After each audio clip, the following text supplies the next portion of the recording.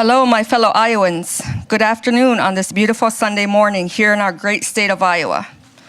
My name is Danielle Wanatee. I'm an Iowan, a woman, and a member of the Meskwaki tribe, also known as Sac and Fox of the Mississippi and Iowa.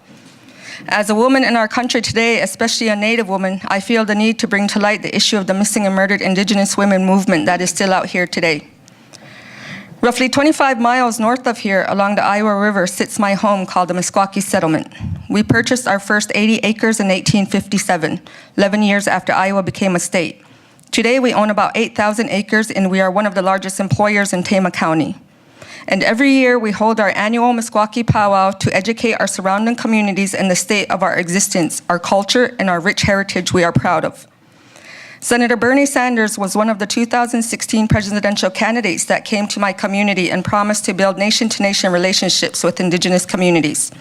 That is what this country needs, the person who is willing to have the conversations and offer a seat at the table to all people of the human form.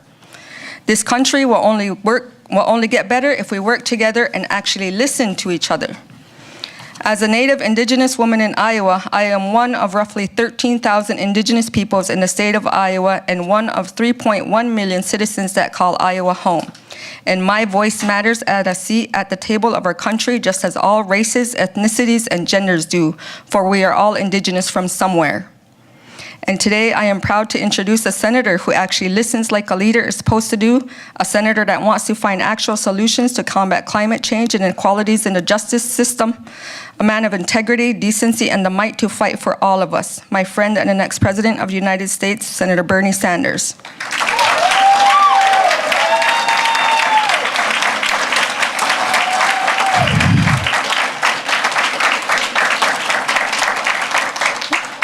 And now I'd like to introduce Morgane Garnier.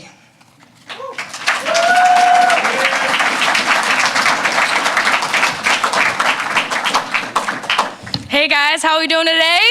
Yes, that's exactly what I want to hear. All right, before we get started, we're going to do a quick little exercise, okay?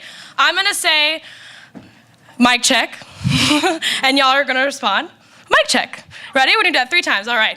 Mic check. Mic check. Mic check. All right, that is way, way better. Hello, everyone. My name is Morgane Garnier, and I'm a student activist from Grinnell College. I'll be graduating. I'll be graduating this May with a bachelor's degree in political science and a concentration in peace and conflict studies. I'm here today because organizing in Iowa for the past 4 years has taught me a lot about the issues facing Americans. About 1.5 years ago, like many of you, I watched a seemingly endless stream of mass shootings fill social media and news outlets. Since Sandy Hook in 2012, 1,997 mass shootings have rocked communities like Malcom all over this country. As someone who truly believes that if the people stand up for what they believe in, change can and will happen, I joined a group of incredible people in the Grinnell community to hold a campaign called 26 Days of Action Against Gun Violence. This movement started in Grinnell because right off of I-80, less than 4 miles from where I live, there lies a massive production facility called Brownells. If you hadn't heard of it, Brownells is one of the largest gun parts manufacturers in the world. Not Iowa, the world. At the time, the CEO of this corporation also just so happened to be the president of the NRA and my fellow neighbor, Pete Brownell. In collaboration with Sandy Hook-based organizations like Newtown and Moms Demand Action Against Gun Violence, we held 26 days of church services, documentary screenings, panels, marches, vigils, and so many other events to challenge Pete Brownell, our neighbor, to stand up for sensible gun regulation and an end to the violent, polarizing, and outright false rhetoric propagandized by the NRA. Though Mr. Brownell has still not had the courage to face us, he has since stepped down as president of the NRA. But I stand here before you today, not discouraged. I have so much hope. Our world is on the precipice of great change. All over this world, people are saying enough is enough. Enough is enough of political inaction on gun violence. Enough is enough of semi-automatic weapons showing up in our schools, movie theaters, clubs, churches, mosques, cafes, and way too many other places. Enough is enough of politicians choosing NRA money over our lives. It ain't right. As the March for Our Lives movement says, we don't have to die this way, but we sure as hell do not have to live this way.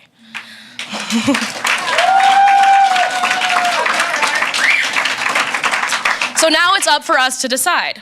Are we going to accept the terms of the establishment, or are we ready to fight for radical change? I'm here today because I'm ready to fight for radical change. And since 2016, I've been ready to fight for it with Bernie Sanders.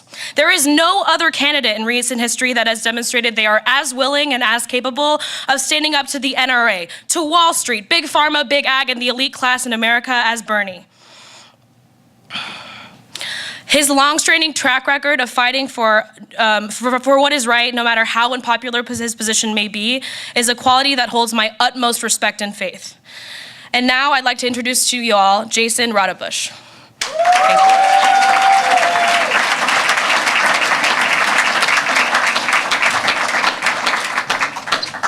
you. Good afternoon. I'm Jason Rodebush, your Poweshiek County Supervisor. I would like to thank the voters for electing me.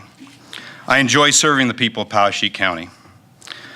I would like to start off by telling a story of a young woman from Brooklyn, my hometown.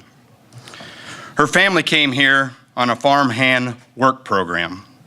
She went to BGM K through 12, graduated, went to community college, got her degree. Then she went to serve in the U.S. Coast Guard, serve and become a citizen. She was told she couldn't. This administration, the first month of power, did away with it. Her recruiter didn't even know. So she renewed her visa. Now she's at the UNI getting her bachelor's degree. She loves this country. This is the only country she knows. She just wants a path to citizenship.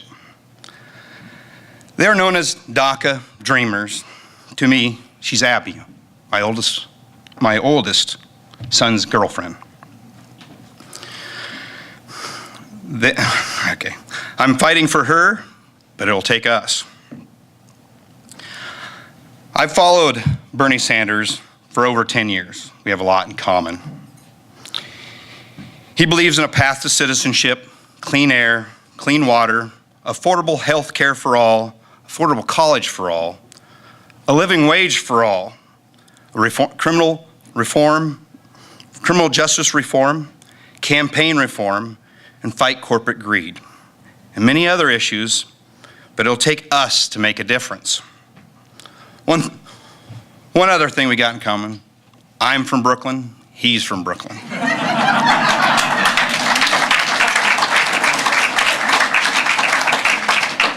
Brooklyn, New York, Brooklyn, Iowa, same thing.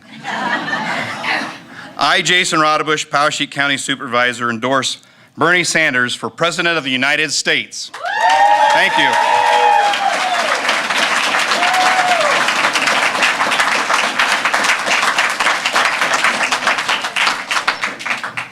We see you, girl. Malcom, how are you?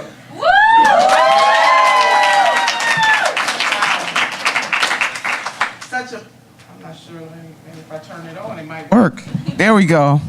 Wow, it's such a pleasure to be here with you. Shout out to the mayor, to the sheriff, and to all the citizens of this great city, and for all of you to be here this afternoon to have a conversation with the senator, to my sisters and brothers who have spoken before me, who have already laid out why it is so important that we make sure that Senator Bernie Sanders is elected the next president of these United States of America. Only all that we love is on the line, that's all. That's it, nothing big. So whether you're here for the environment or you're here for criminal justice reform, women's rights, you name it, whatever brings us to this space, we are all interconnected. And what happens in Malcom happens in Ames. What happens in Ames happens in Cleveland, Ohio. What happens in Cleveland happens in Chicago. What happens in Chicago happens in New York. What happens in New York happens in LA. We are all interconnected. And the beautiful thing about the type of race that Senator Sanders is running is that he understands that, and he is using this platform to bring millions and millions of people together. He's always said it, but particularly in 2016, he started this whole mantra about not me, it's us. And that the types of changes that we are seeking comes from each and every one of us. Malcolm, you know, titles are good. They get your phone calls returned, they get you in the room. We got folks in this country with some pretty fancy titles, but far too often when people get in the room, they forget why they're there. They forget that they're there to stand up and serve the everyday people from all walks of life in this country. See, titles are good, but purpose is better. And we all can be purpose-driven. We don't have to have a fancy title to live out our purpose, and each and every one of us has an obligation to make this world a better place. That is why we are here. That is one of the reasons why the senator is running. So I bring you word by two of my favorite people in history. I have many. I won't name them all, being the historian that I am. Pull my notes out my purse. If you're from the South, you know the Southern Ladies Bank and Trust. That's what my grandmother used to keep her goodies. Right here, in the bank. In the bank. Some of my sisters understand that. So one of them is Congresswoman Barbara Jordan.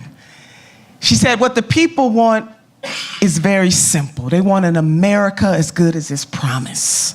That's why you're assembled here today. That's what you want. That's what you're working for. That's what you're fighting for. That's what you're hoping for. That's what you're dreaming for. What we have in Senator Bernie Sanders is, in the words of Dr. Cornel West, a long-distance runner for justice. You see, he understands from a lived experience. He's not new to this. Hashtag millennials all the way woke. Senator Sanders is very much awake. And it comes from a deep place. For many of the millennials in this room, at your very ages, he was at the University of Chicago, standing up, a member of CORE, leading CORE on that campus, and standing up against racial inequality, discrimination in housing at that university and in that city. Sure enough, woke.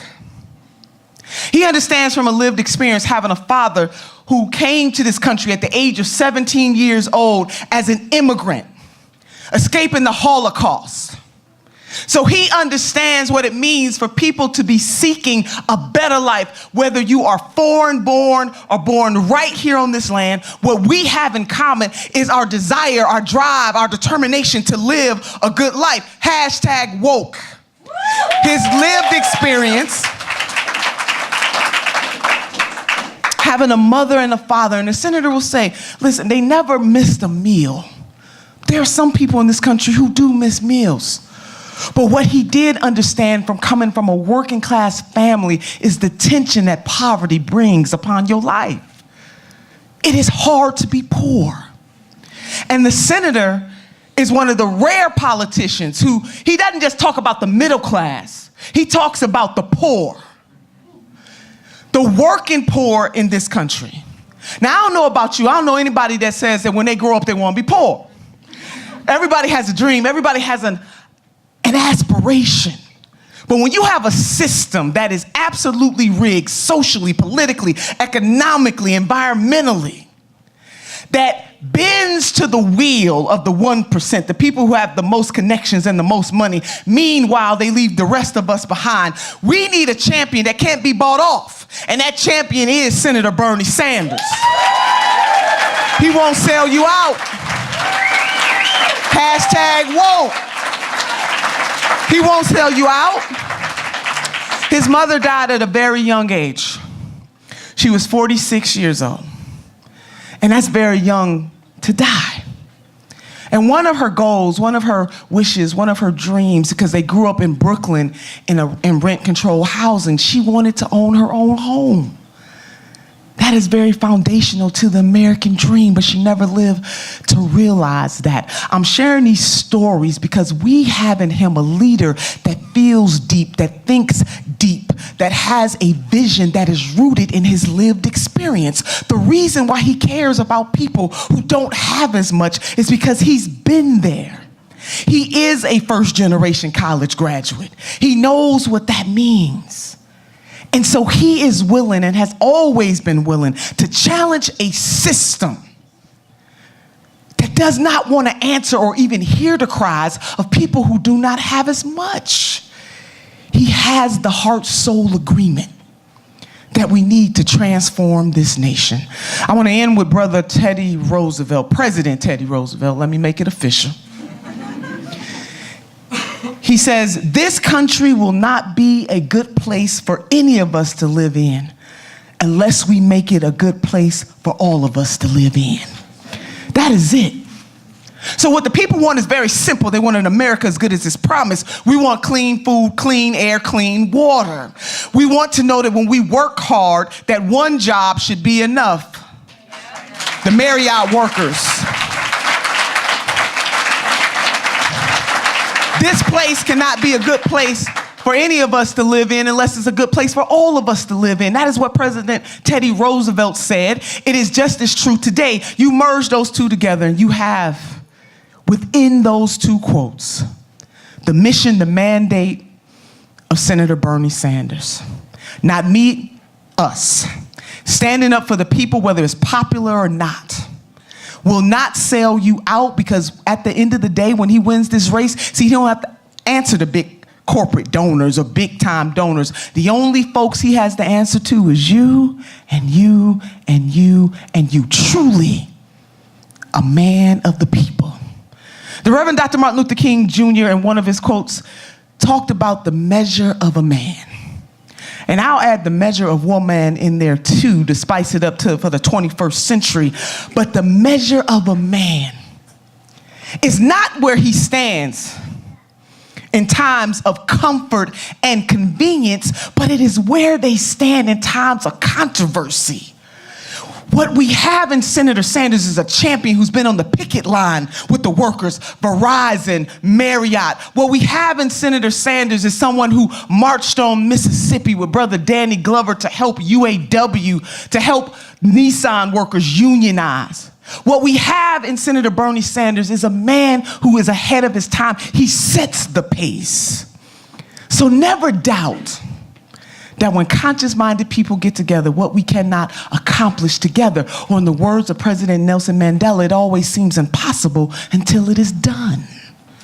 We are the doers. And it can be done if we are willing to put our conscious minds together collectively to have transcendence. And that's what we have in Senator Bernie Sanders.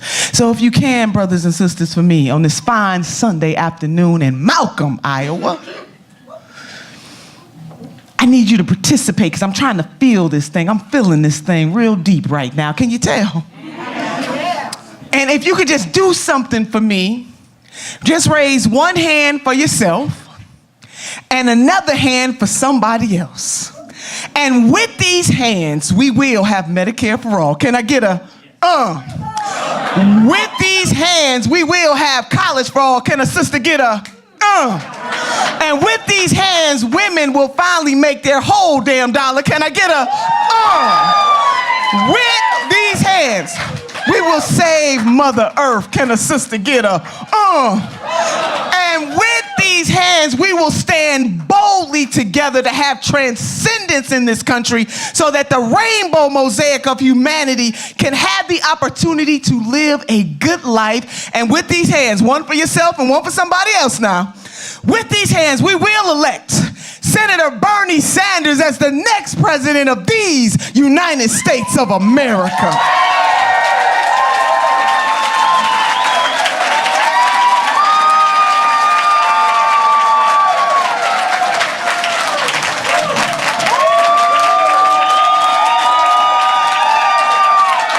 Thank you.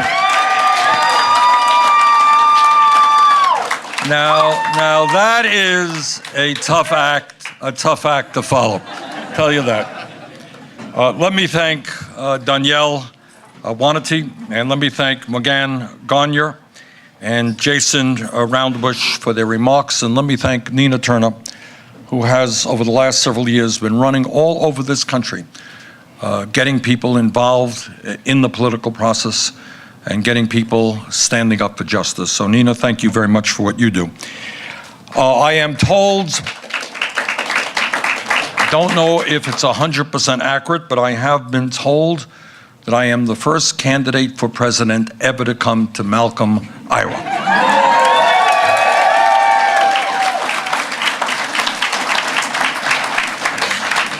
And your mayor told me that there are about 287 people in the town, and I think we got most of them here this afternoon. So thank you very much. And let me tell you, some of you may know, that my state of Vermont, like Iowa, is a very, very rural state. In fact, most of our people live in towns of less than 1,000, and I spent a couple of years in a town just about the size of Malcom, a couple of hundred people, and it was a remarkable experience. And one of the concerns that I have, and I know you have, is that not just in Iowa or in Vermont, but all over this country, rural America is hurting. We're losing family-based agriculture. We're seeing our kids leave the towns that they grew up in because there are no decent jobs. We're seeing downtowns getting boarded up. We're seeing schools closing or consolidated. And this is an issue that we have got to work hard on, because I believe from the bottom of my heart that a small town is a great place to live in, and we should not be embarrassed about that. You know, it is something.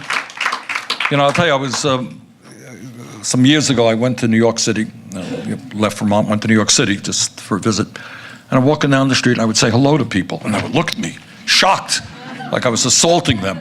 You know, and that's true. You know, in Vermont, people are, I don't know if it's true in Iowa, you got one car going this way, one car going that way. People stop and they chat for a few minutes. Do you do that here as well? Yeah, you know. And, you know, it means something to live in a town where everybody knows everybody else. But we're not going to succeed in protecting rural America unless we have decent jobs, unless we protect our family farmers, unless we have good education for our kids, unless we have good health care, unless we have good internet services and cell phone services. And that's an issue we're going to be talking about a whole lot in this campaign. It is not good that 60% of rural counties in this country are depopulating, getting smaller. So we're going to do everything we can, and we look forward to your ideas about how we rebuild rural America and once again make it a prosperous part of the country where people are so proud to live in. Let me just talk a little bit about the campaign that we are waging.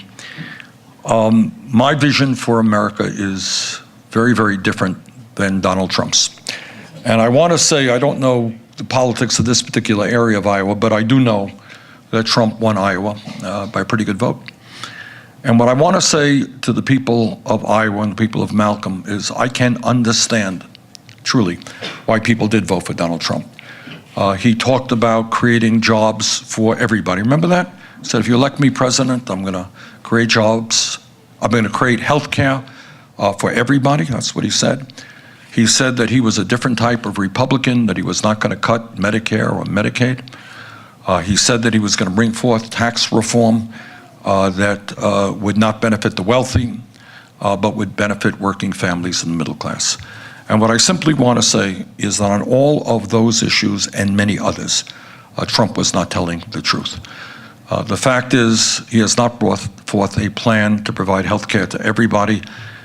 Quite the contrary. The plan that he supported would have thrown 32 million people off of the health insurance they have. And that is just a terrible thing. I just, you know, we got a dysfunctional healthcare system to begin with. And what happens to people who are thrown off the healthcare that they currently have? People who are struggling with cancer, heart disease, who just need to go to the doctor.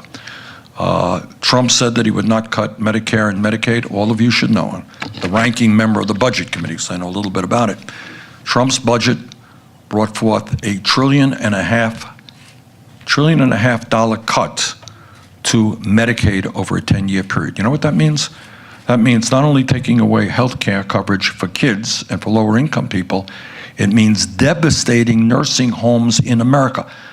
Because if you have a mom or a dad who's dealing with Alzheimer's or is very sick and is in a nursing home, who do you think is paying that bill now? By and large, it is Medicaid. You make $1.5 trillion cut to that program, it will decimate people's ability to have nursing home care for their loved ones. Trump said he would not cut Medicare. Well, his budget calls for an $850 billion cut to Medicare. Trump said his tax proposals would not be benefiting the wealthy. 83% of the tax breaks are going to the top 1%. So he simply did not tell the people the truth. And whatever you may also say about Donald Trump, and whether you agree with him, whether you don't agree with him, I think it is not a healthy thing for this country that we have a president who is a pathological liar, who lies all of the time. Now, I have friends who are conservatives. They are not liars. They believe what they believe, and that's called democracy. But when you have a president who every single day says one absurd or dishonest thing after another, that's not really what we need in the highest levels of government.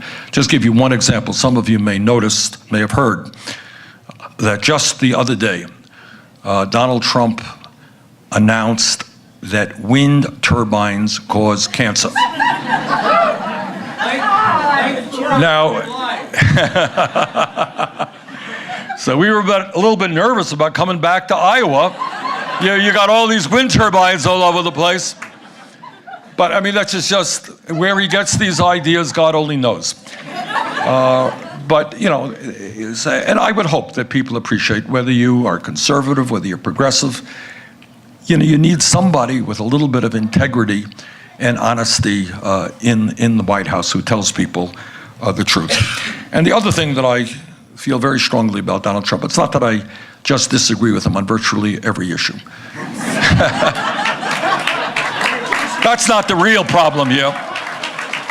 But I'll tell you what the real problem is, and Nina Turner touched on this, and that is, it is a very tragic day for us to have a president who is trying to win votes by dividing our people up, okay? Now, we can disagree on health care, and you can disagree on tax reform, whatever it may be. But the function of the President of the United States, it seems to me an integral part of the job, is to bring our people together. We are one nation. And whether you're black or whether you're white or you're Latino or you're Native American, you're Asian American, whether you're gay or you're straight, you were born in this country, you're an immigrant, that's what a president does. We bring people together, not divide them up. And I will promise you that our campaign and our administration will be doing exactly the opposite of what Trump is doing. He wants to divide us up. We are going to bring our people together.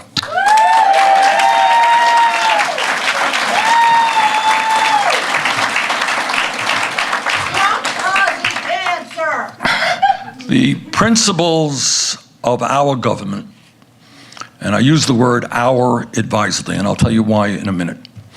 But the principles of our government are going to be based around the time-honored belief in justice. Justice.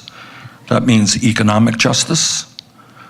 That means social justice. That means racial justice. That means environmental justice. What do I mean? What do I mean by economic justice? And I'm going to tell you things that you don't see too often on television or read in the papers. Today in America, we have more income and wealth inequality than almost any major country on earth, and it is worse now than it was since the 1920s, okay? Listen to this. You got 3 wealthy families in America that now own more wealth than the bottom half of American society. It's 160 million people here, 3 families over there. You have the top 1% now owning more wealth than the bottom 92%. At a time when many families in Iowa and Vermont are working 2 or 3 jobs to put food on the table, 49%, almost half of all new income, goes to the top 1%. So what our campaign is about and what our government will be about is creating a government and an economy that works for all of us, not just the 1%.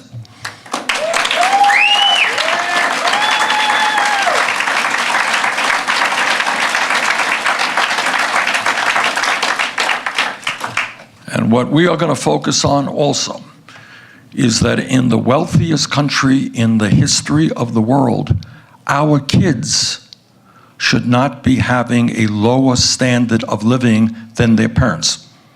Now think about that. Huge increases in technology, huge increases in productivity, but unless we turn it around, your generation, young lady, will have a lower standard of living than your parents, and we must not allow that to happen. I've got 4 kids, 7 grandchildren. We do not believe in downward mobility. We believe that we're going to bring the people of this country up, not down.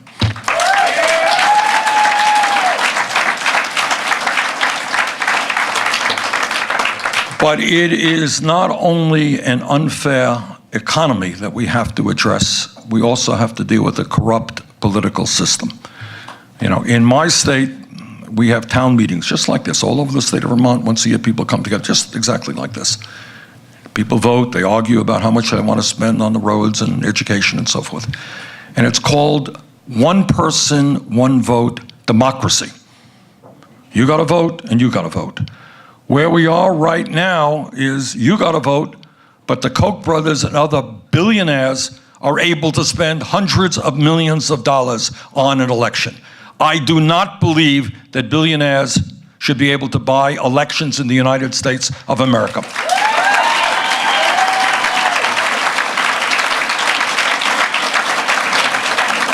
And that is why together we're going to overturn this disastrous Citizens United Supreme Court decision. And it's why we're going to move to public funding of elections, because I want all Americans, you're conservative, you're moderate, you're progressive, whatever you may be, I want you to be able to run for office without begging wealthy people for campaign contributions.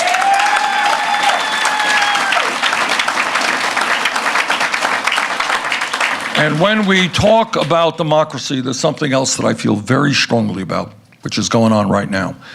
And that is that you have cowardly Republican governors who are working overtime to suppress the vote. Now you stop and you think, all right? If you run for office, you run for office, and I've done it many, many times in Vermont, because you believe in something. Here are my ideas. I hope you'll support them. I'm going to try to convince you to vote for me. Somebody else disagrees with me, they'll make their case. But the idea that you have Republican governors all over this country who are so cowardly that they cannot defend their ideas, and that the only way they can win elections is by keeping people from voting who might vote against them. And I say to those cowards, and I say this from the bottom of my heart, if you think you can't win a free and fair election, get out of politics and get a new job.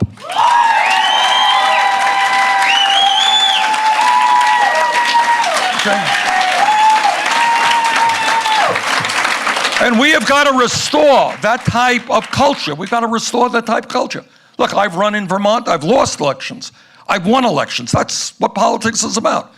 But you run based on your ideas, not gutting the Civil Rights Act or the Voting Rights Act and making it difficult for people of color, for poor people, for young people to participate. I want to take a moment to thank the people of Iowa. And I say that because this state is where the political revolution which is sweeping this country began. It began in Iowa in 2015, and I thank you very much. And I'll tell you what I mean by that.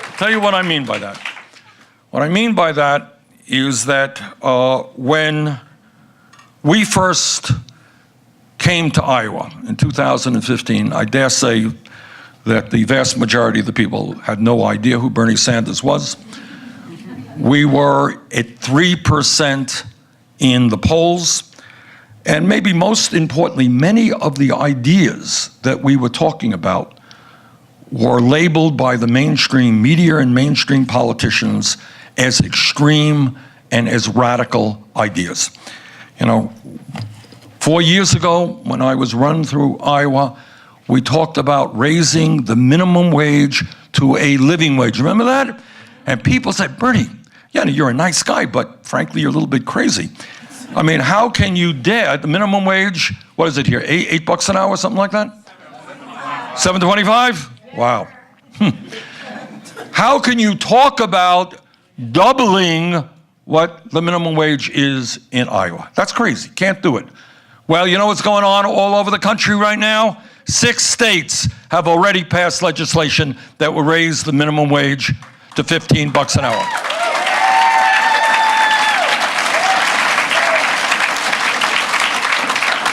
And I have talked to too many Iowans who are trying to get by on $8, $9, $10 an hour. And you know what? You can't get by on $8, $9, or $10 an hour.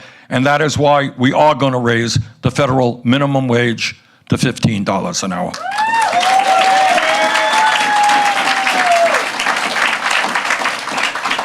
Four years ago, I said that at a time when our infrastructure, that's our roads and our bridges, our wastewater plants, our water system, our rail system, our airports, in many cases are falling about, we can create up to 15 million jobs rebuilding our infrastructure.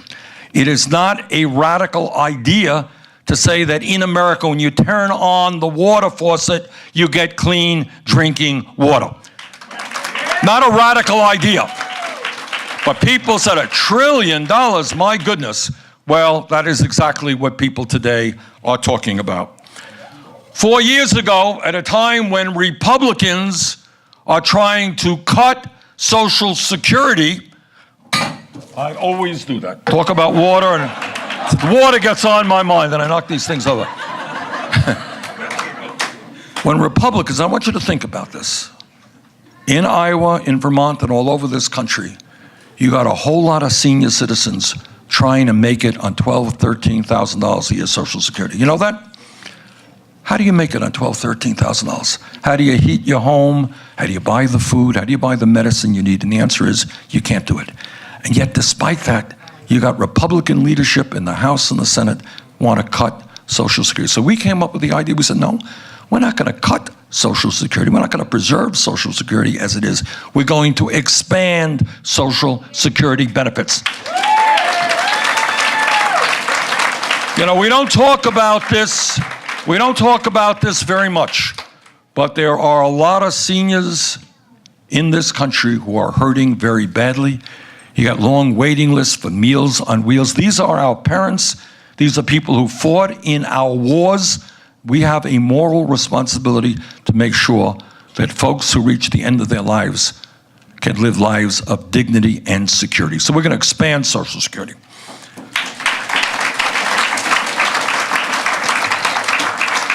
Four years ago, I was in a national debate. It was televised. And somebody said, Senator, what do you think the most important national security issue facing our country? And we face many. And I think the questioner thought that I would respond, that's ISIS, it's Al-Qaeda, it's some terrorist group.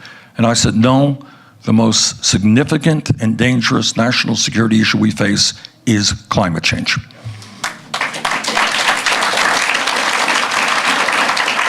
Well, 4 years ago, that seemed to be a radical idea. Not anymore, because we have the leading scientists in the world now telling us that if we do not move aggressively to transform our energy system away from fossil fuel and move to energy efficiency and sustainable energy, the harm that will be done to this country and this planet is irreparable. Irreparable. So we have a moral responsibility to make sure that the planet we leave our kids and grandchildren is a planet that is healthy and habitable. Now,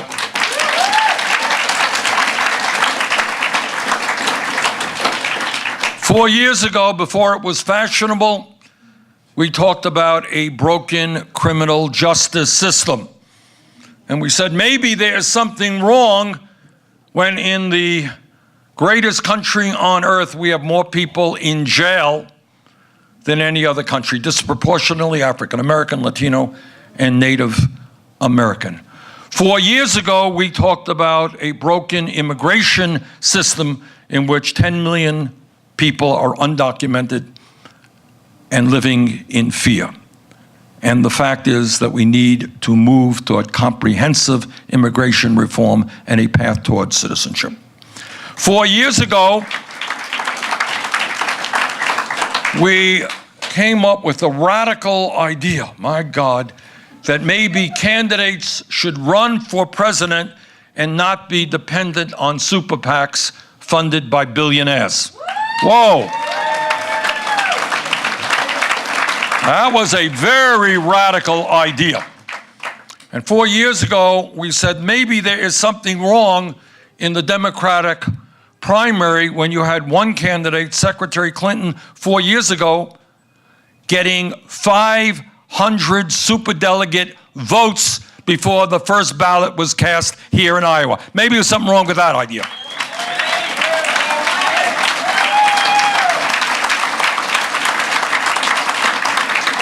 So we brought forth many ideas, a lot more than that. And people say, this is impossible. Nobody in America is going to believe that. Well, a funny thing happened in Iowa in 2015 as we went around the state. We started at 3% in the polls, but on caucus night, we ended up with 50% of the vote. And half of the delegates. And that victory in Iowa began the process by which we ended up winning 22 states, getting over 13 million votes, over 1,700 votes at the Democratic National Convention. And most importantly to me, we ended up winning more votes from young people than Clinton and Trump combined.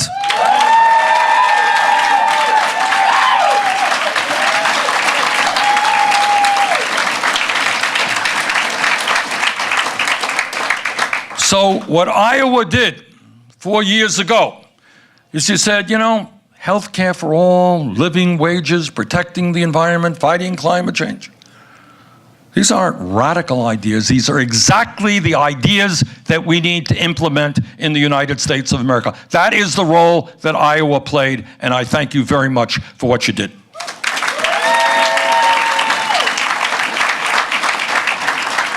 So in 2016, with your help, we began the political revolution, and now in 2019, we're going to complete what we began.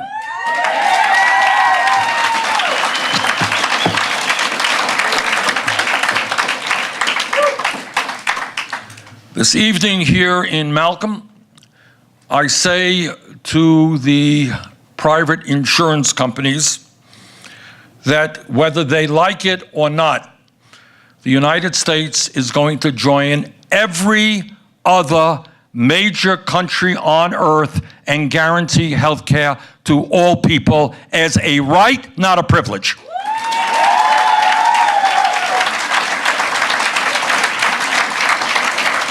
See, the American people are waking up. And they understand that there's something unjust and not acceptable that millions of our people have no health insurance, and even those who do have health insurance, in many cases have such high deductibles and co-payments they can't afford to go to the doctor. How many of you have high deductibles and co-payments? All right. So it's not even a question of whether you have insurance or not. If you don't have any money and you have an insurance program with high deductibles, you do not go to the doctor when you should. And all over this country, people are scared to death that if they end up in the hospital or their kid ends up in the hospital, their family may go bankrupt from the outrageous bills they're going to receive. So the people of this country are catching on that health care is a human right. Whether you're rich, whether you're poor, you have the right to go to a doctor when you need to. You have the right to come out of a hospital without worrying about what's going to happen financially to your families. And people also understand that there is something very wrong in our dysfunctional system when we are spending twice as much per capita on healthcare as do the people of any other nation. Do you all know that? You know, it's one thing, you know, you want to buy a cheap car, you buy a cheap car. but you don't expect it to be doing great. We're spending twice as much as any other country, and yet our life expectancy is going down. Our life expectancy is much lower than many other countries. Our healthcare outcomes in terms of infant mortality and many other social indices are worse than other countries. So let me make a very radical proposition to you right now, and that is that I believe the function of a rational healthcare system is to provide healthcare to all people in a cost-effective way, not to make the insurance companies and the drug companies rich.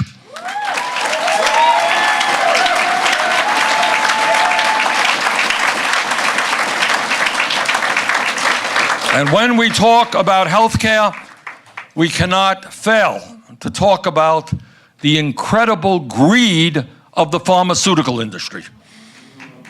I want you all to know that the pharmaceutical industry charges us the highest prices in the world for the same exact prescription drugs that people are buying all across the planet. Here's the story. Back in 1999, I took a busload of Vermonters up to Montreal, Canada. It was about a 50-mile trip from northern Vermont. And the people on the bus were mostly working-class women who were struggling with breast cancer. Now, we had arranged this whole trip, and we went to a pharmacy in Montreal.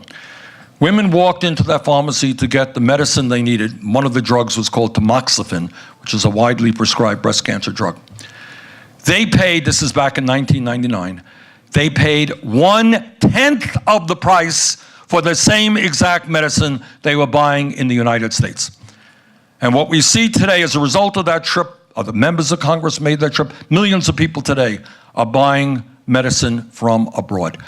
We should not have to go to Canada or to the UK to buy our medicine. And we are going to tell the pharmaceutical industry that they're going to lower their prices by 50%, which is what the rest of the world is paying. We're tired of being ripped off.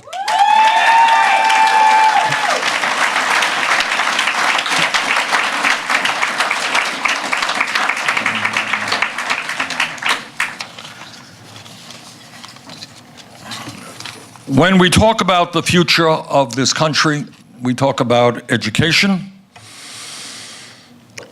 And when we talk about education, we are talking about children from 0 to 4 who deserve quality childcare. What psychologists will tell you, and what I think we all instinctively understand, the most important years of a human being's life are 0 to 4. That's when we develop intellectually, that's when we develop emotionally. And yet we have throughout this country a childcare system which is absolutely dysfunctional. People cannot afford to send their kids to quality childcare. It is not a radical idea to say we have got to invest in our children, in our working families, and provide quality childcare to every working family in this country. We're going to do that. It is not a radical idea to say that in a highly competitive global economy that we want to have the best educated workforce in the world. Now, 50 or 60 years ago in America, you can get a high school degree, you can go out and get a pretty good job. Well, to a large degree, that world has changed. Technology has changed, the economy has changed. People need higher education if they're going to make it into the middle class. So I believe two things. Number one, we must make public colleges and universities tuition free.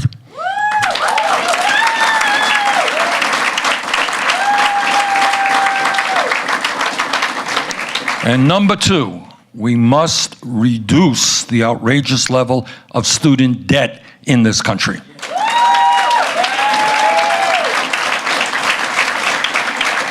On Thursday, I had some young people in my office who were going to graduate school and they're in education. And one guy told me, he said, Bernie, I'm getting my master's degree. I'm now teaching school. I will leave school $180,000 in debt. I don't know on a teacher's salary how he is going to ever pay off that debt. Think about it. Think outside of the box. Clearly, as a nation, we want the best educated population possible, right? That's what we want. Why are we punishing young people for the crime of getting that education? Why are we telling them that they're going to have to pay off those debts for 10, 20, 30 years? That is not only wrong, it is insane. It is counterproductive to the way you want to run a country. So we're going to substantially lower student debt in this country, and we're going to make public colleges and universities tuition free. Now, people say, my conservative colleagues say, well, hey, Bernie's a nice guy, he's giving away this and giving away that. Hey, that's great. Hey, Bernie, how are you going to pay for it? Well, I will tell you how. Donald Trump, in his quote-unquote wisdom, decided to give $1.5 trillion tax break over 10 years to the top 1% and to large private corporations. We are going to rescind the tax break for the rich.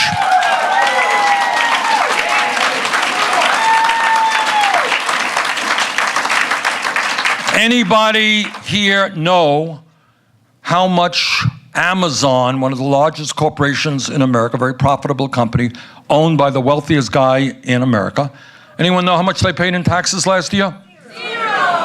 Zero. Well, I think it is time to change that absurd tax system and tell the wealthiest people in this country, who, by the way, are doing better today than they have ever done before, tell the large private corporations who are bringing in record-breaking profits that they will start paying their fair share of taxes.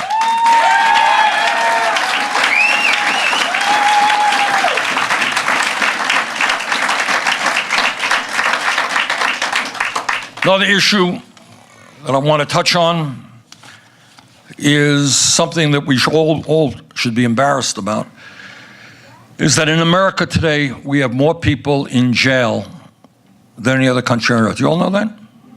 Okay. And to me, that is not what this country is supposed to be about. We're spending $80 billion a year at the federal, state, and local level locking up fellow Americans. I think that it is long overdue for us to move toward serious and real criminal justice reform so that we are investing in our young people in jobs and education rather than building more jails and having more incarceration. All right?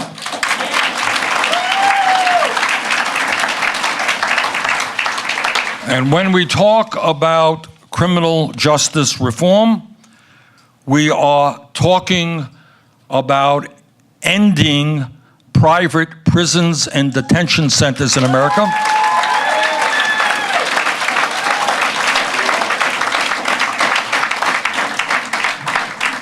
We are talking about ending cash bail. Do you know what I mean by that? I must tell you that a couple of years ago, I didn't know that. Today in America, there are hundreds of thousands of people right now, this moment, in jail. Do you know why they are in jail? You know what their crime is? What was their crime? They're poor. They don't have the money to pay bail. And if you don't have the money to pay bail, you stay in jail. Think about it. Year 2019, we're talking about the equivalent of the debt of prisons that Charles Dickens wrote about 100 years ago. So we're going to eliminate cash bail. And the other very important issue, it's controversial, but I think we're moving in the right direction. Back in 2016, I talked about ending the so-called war on drugs. Remember that? And what that is about, I want you all to appreciate, that over a period of years, millions of Americans have been arrested for possession of marijuana. And what happens when you get a criminal record? Well, what happens is a little bit harder maybe to get a job. Sit down with an employer, and the employer says, tell me about yourself.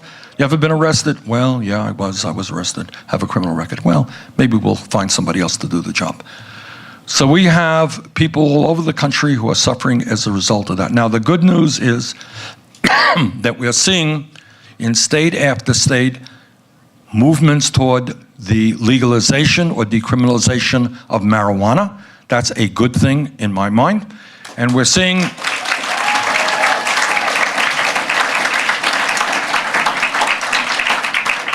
And we're literally seeing some states and communities expunge the records of people who are arrested for possession of marijuana.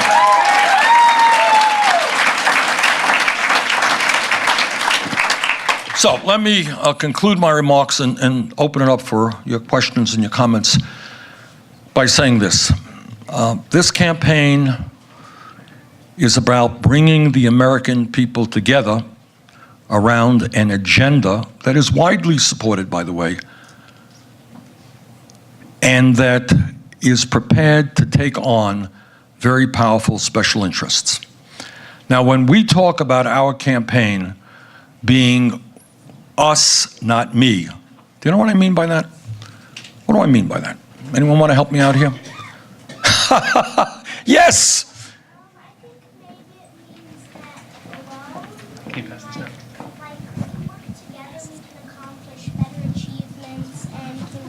This I cannot believe. Better and get better students.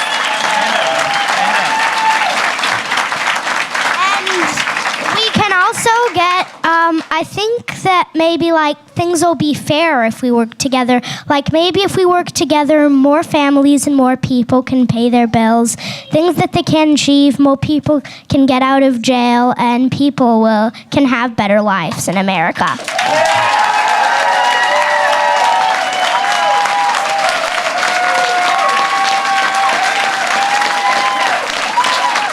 This is unbelievable. How old is she? I'm 10 years old. Wow. All right, I see a future president from Malcom, Iowa, right here. Thank you. Okay, thank you, sweetheart. All right, look, she said it. What can I tell you?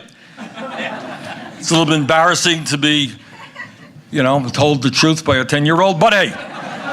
All right, but here is the point. The point is that it is imperative that we work together, but there's another point that I think very few candidates will tell you. And that is that no candidate for president, not the most honest or well-intentioned, and by the way, there are a number of candidates running for president, Democratic nomination, who are friends of mine, and almost without exception, these are good, honest people. And I will do everything that I can to make sure that this campaign is about a discussion of ideas and not personal attacks. And we all understand that at the end of the day, no matter who wins, I hope it's me. But if it's not, that's the way it is. But we're going to come together to defeat Donald Trump.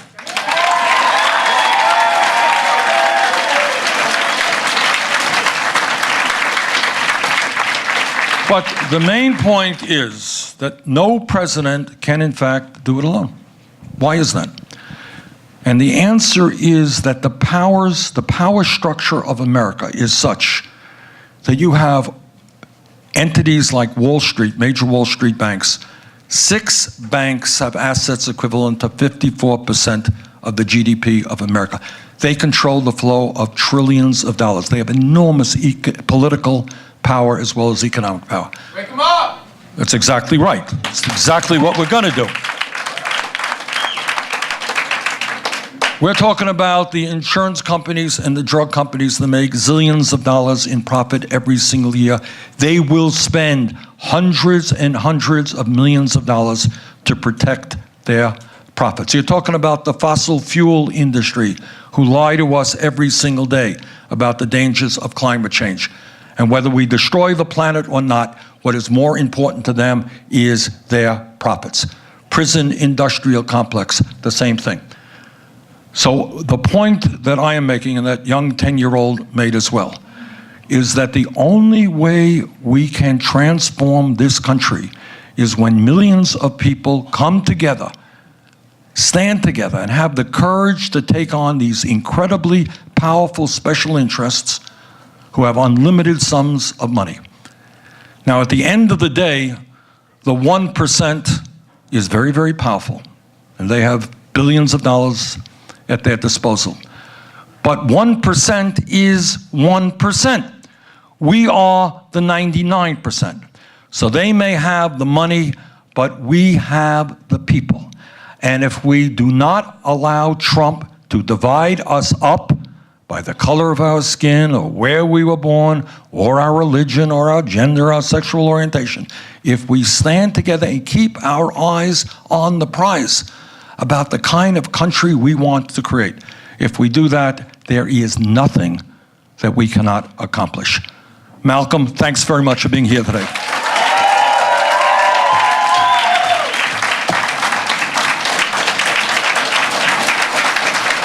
Thank you.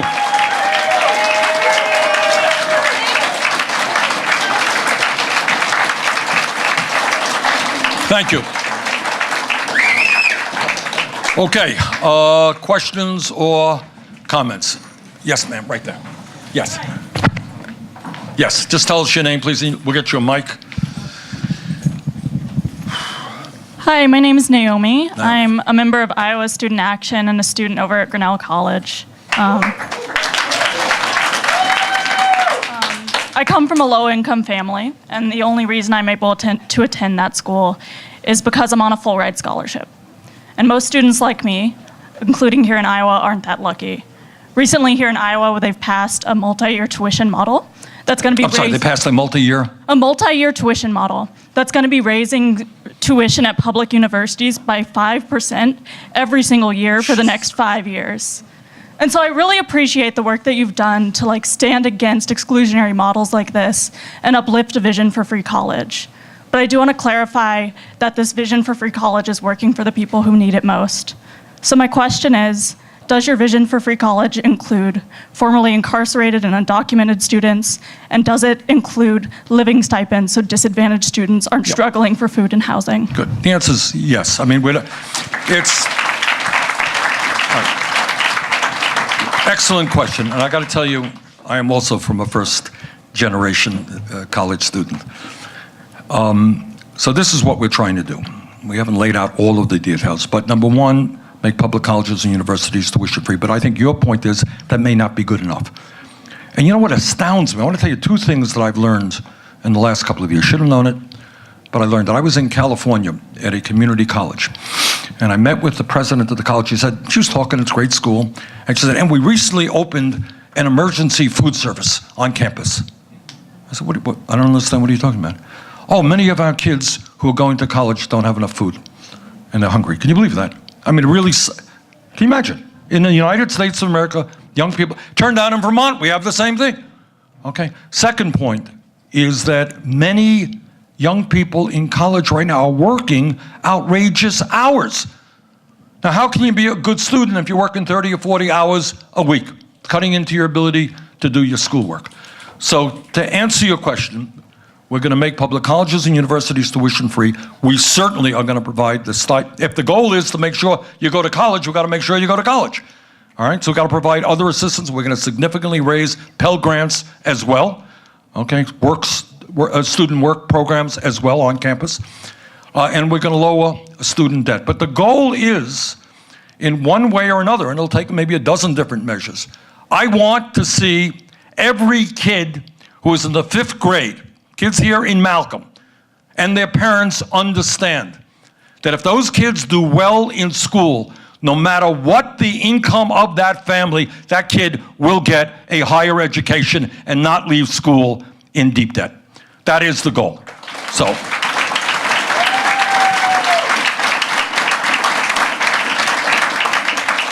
thanks very much for that excellent question. Yes, yes, sir.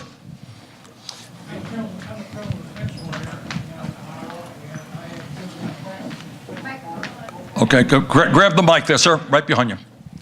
I'm a criminal defense lawyer in Iowa, and I have given up practicing in federal court because it's become a ritual.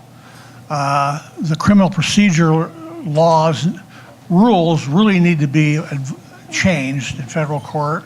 And secondly, the federal courthouses have become armed camps. And it seems to me it's emblematic that the government is afraid of its own people.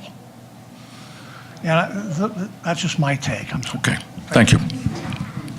Well, I, without answering your question specifically, it is so clear that we have a criminal justice system which is profoundly broken.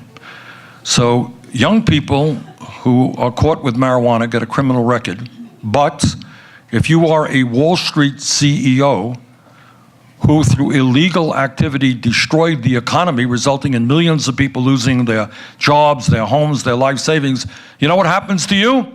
You get $1 trillion bailout.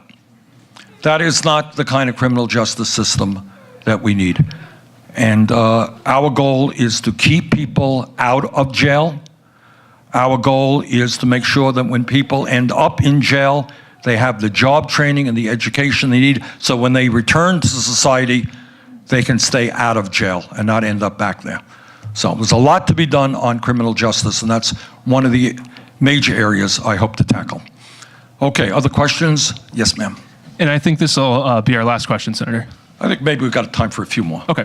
Unless I'm gonna, we're on our way to Las Vegas. I don't want to miss the, we're not gambling. I got a speech. All right. I know. My name is Lexi, and I'm an ACLU Rights for All voter. I know you care, like I do, about treating immigrants in our country with dignity. Will you commit to ending the use of detainers and in our immigration system? I'm sorry, I didn't hear the. Sorry. I heard the first one. Will you commit to ending the use of detainers in our immigration system that cause people to be locked up without due process? Well, I think it goes without saying that in the United States, due process is at the heart of our legal system, isn't it? So yeah, I believe in due process. Okay, question over here, I think. I see a hand. Who's that hand attached to? Right here. Okay, one second. Yes. You came to Malcom from Alabama. All right, Okay. Hi, my name is Brian. I'm just wondering what you're going to do about the obstructionist policies of the Senate right now and trying to get your policies passed. Mitch McConnell sucks.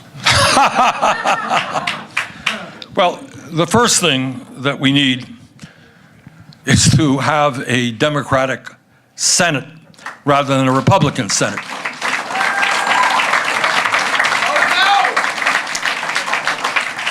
And the second thing we need to do, and I'll give you one example of it right now, and I'm going to ask you to do it.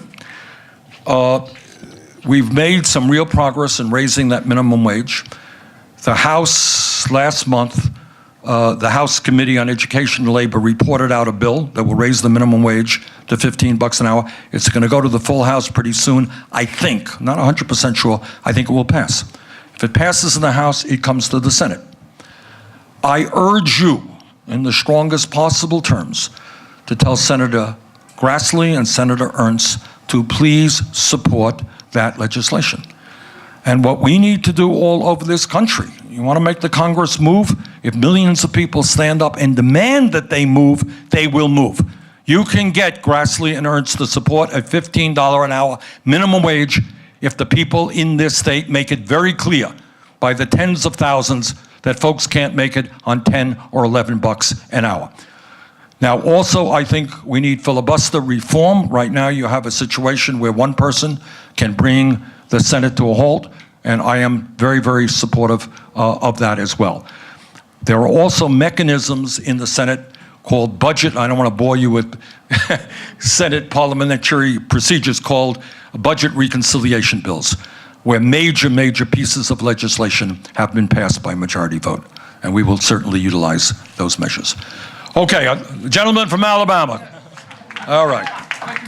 Anybody? Oh my God, all right. All right, what you got? All right, so I know you've expressed support for universal basic income in the past in your interviews, but there's this guy, Andrew Yang, that wants to give everybody $1,000 a month with a VAT tax. And I think to win the Democratic primary, you got to do that. You got to give everybody $1,000. I got a better idea. You won't do it? Nope. Sorry you came all the way from Alabama. All right, here's the better idea. Okay. Okay. Here's the better idea, I think. I understand that idea. I have a better idea. And the better idea, I think, is that in a nation in which there is so much work to be done, just think about it. You got an infrastructure which is crumbling. We can put millions of people to work doing that. Transforming our energy system in terms of weatherizing homes all over this country, building a more efficient energy transportation system, putting more money into wind and solar and other sustainable technologies. We can create millions of jobs doing that. Think about daycare. You want a world-class childcare center? You need well-educated, well-trained, well-paid childcare workers. We need many of them. We need more doctors in rural areas and in urban areas. We need more nurses. We have a dental crisis all over this country. We need to train dentists and get them out there. We need more social workers. You want to reform our criminal justice system? Well, you're going to need people to start working with prisoners. You want kids not dropping out of high school? You're going to need mentors working with them. There is an enormous amount of work to be done. And what we believe in is guaranteeing a job in this country to anybody who is prepared to work. I think that's the better approach. Okay? All right. All right, Malcolm, this was great. I mean, this is, I think, this is the 9th town we've been to. This is the smallest town, I believe. It's a great turnout. Thank you all very much for being here this afternoon.